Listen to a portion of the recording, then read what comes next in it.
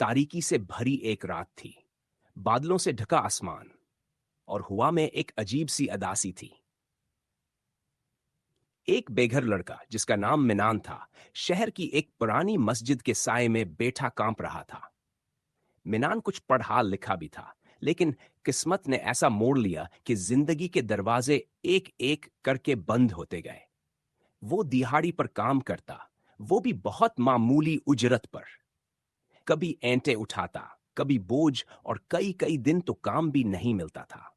तालीम के बावजूद अक्सर लोग इसे काम देने से कितराते। पेट खाली होता, जैब खाली होती, और उम्मीद, वो तो जाने कब की मर चुकी थी। मेनान ने आसमान की तरफ देखा और धीमी आवाज में कहा, या अल्लाह, अगर मेरी ज़िका कबूल होती तो शायद आज मेरा भी कोई आसरा होता।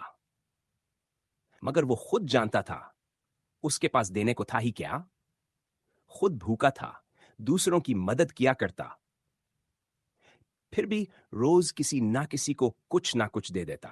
कभी पुराना कंबल, कभी आधी रोटी का टुकड़ा। दिल का खालिस था। उसी रात जब वो मस्जिद के पीछे एक दीवार से टेक लगाए बैठा था, अचानक से दीवार के अंदर से हल्की सी नीली रोशनी निकलती हुई दिखाई दी। वो चौंक गया। रोशनी बढ़ती गई और दीवार पर आहिस्ता आहिस्ता एक दरवाजा नमूदार होने लगा। ऐसा दरवाजा जो आम आंखों को नजर नहीं आता, मगर खुलूस से ज़कात देने वाले दिलों को नजर आता है। दरवाजे पर चमकते हरूफ थे। ये दरवाजा उनके लिए है जिन्होंने खुद कुछ ना होते हुए भी दूसरों के लिए दिया। मिनान का दिल जोर से धड़कने लगा। क्या ये मेरे लिए है? क्या वाकई? जैसे ही मिनान उस दरवाजे से अंदर दाखिल हुआ, वो एक रोशनियों से जगमगाती वादी में पहुंच गया। वहां सुनहरी दरख्त थे, चांदी के परंदे और शफाफ नहरें बह रही थीं। एक नुवरानी बुजुर्ग इसका इंतजार कर रहे थे।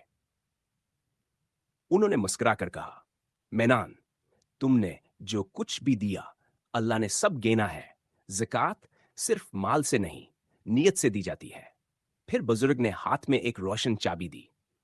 ये लो, ये इस दरवाजे की चाबी है जिसके पीछे वो खजाना है जो तुम्हारे सब्र, दियानत और एथार का सला है। दरवाजा खुलते ही मेनान ने सोने चांदी के खजाने की तवक्को की, मगर वहां सिर्फ एक किताब रखी थी। मेनान ने वो किताब खोली तो अंदर इसकी जिंदगी के तमाम वो लम्हे लिखे थे जब इसने दूसरों के लिए कुर्बानी दी, हत्ता कि अपने आखिरी नवाले को भी बांट दिया था। किताब के आखिर में लिखा था, अब तुम्हें वो इल्म दिया जाता है जिससे तुम सिर्फ अपनी नहीं, दूसरों की जिंदगियां भी बदल सकोगे। और उसी लम्हे मेनान की आंख खुल गई। वो मस्जिद के पास ही था, मगर अब सामने एक अमीर आदमी खड़ा था जो इसे गौर से देख रहा था। मैंने तुम्हारी मददों के किस्से सुने हैं। मेरे इदारे को ऐसे ही लोगों की जरूरत है। क्या तुम मेरे साथ काम करोगे?